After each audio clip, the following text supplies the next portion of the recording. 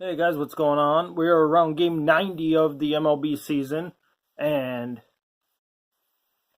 that means that the All-Star game is right around the corner. The unofficial halfway mark of the season, but here we are tonight.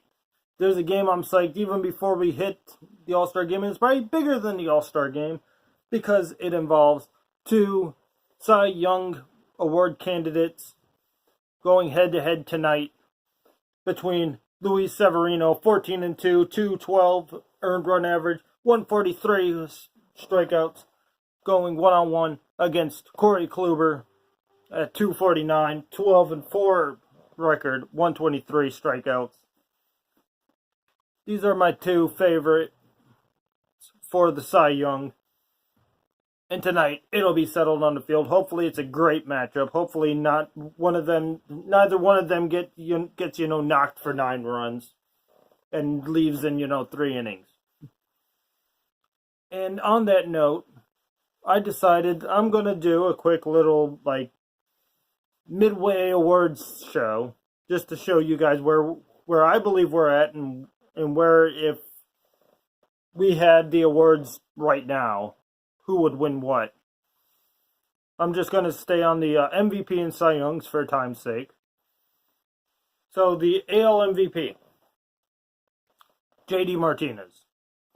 He's got a 331 batting average, 28 homers, 77 earned run average as of the moment of this video. He's a triple crown candidate. He's going to be an all-star. He's playing out of his mind. And my number 2, who was originally my number 1 until because of his batting average at 344, was Mookie Betts. Excuse me, a little gaster. But Mookie Betts, his 344, 22 homers, 44 RBIs kind of put him around in that conversation. But anyway, it's got to be somebody in that Boston offense, since the AL MVP is kind of just an offensive numbers slugfest. I go with JD Martinez. AL Cy Young, I said it tonight, Kluber versus Severino. I lean towards Kluber for the exact reason that Kluber is 12-4 on a team who's only 8 games above 500. So without his numbers, Cleveland, he can boast the fact that Cleveland would be a 500 team without him. And it's not even questioned.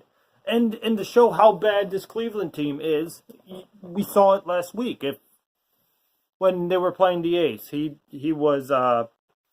threw 7 innings of shutout ball, left the game 3-0. And Cleveland lost 6-3 in extras.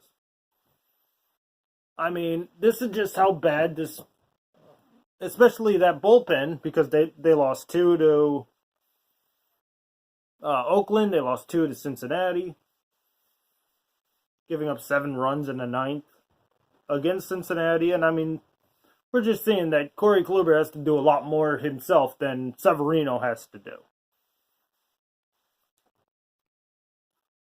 And another person on that Cy Young list, a dark horse here, is Charlie Morton of Houston. He's 11-2, 283, but he's on Houston. Everybody on Houston seems to be great. The NL Cy Young, this is where things get sad, because Jacob deGrom should be much better than 5-4. His ERA is 1.79. That means the man gives up less than 2 runs a game and still has almost a 500 record. That just shows you how many no decisions this man has and how bad this Mets team is. So because of that 5-4, the voters are going to look at that and say, okay, he doesn't have the wins.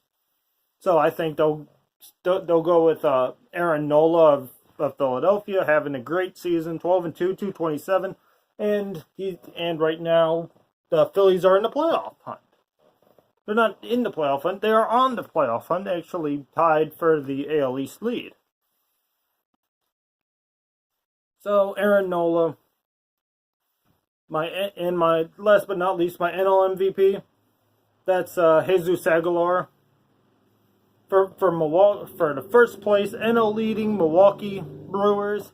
He's got 305, 23 homers, 64 RBIs, triple crown candidate if he can catch, Eduardo Suarez, and he can raise that batting average a little bit. He'd probably be running away with this, but that's why I think it's because Suarez does have a couple numbers that are better than his. But another person who has really started to impress me is Arenado of Colorado. I think it'll probably be one of those three. Right now, I have Jesus Aguilar as my NL MVP.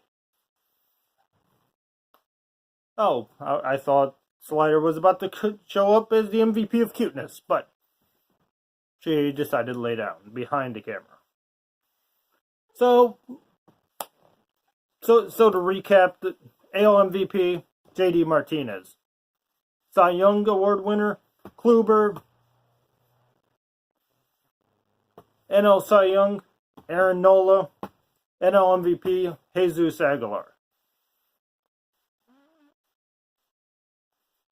Now my roundup for the teams themselves, AL's best team, I think, is right now the Red Sox. I think Houston's got the better pitching staff, but I think if the pitching went south for either team, Boston would win because of their offense. NL's best team, the Brewers have the best offense. The Brewers have the best defense. They have the best pitching.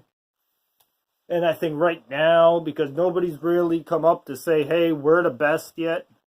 Nobody's separated themselves. I have to give it to where the record is. It's Milwaukee.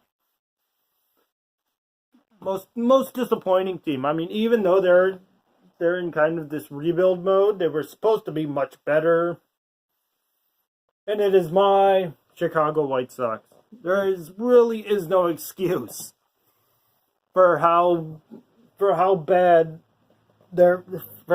especially that bullpen is, how much they lose, how they lose.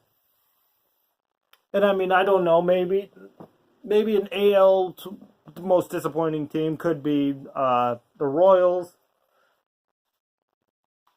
and the Angels. The Angels are supposed to be this great powerhouse team every year, but they're always 500. NL's most disappointing team at the halfway mark. I don't know anybody you'd call. Oh, the Nationals. The Nationals, they're 500. Period. And they're supposed to always be this World Series threat, and yet right now they're hanging out around 500, barely in the playoff hunt.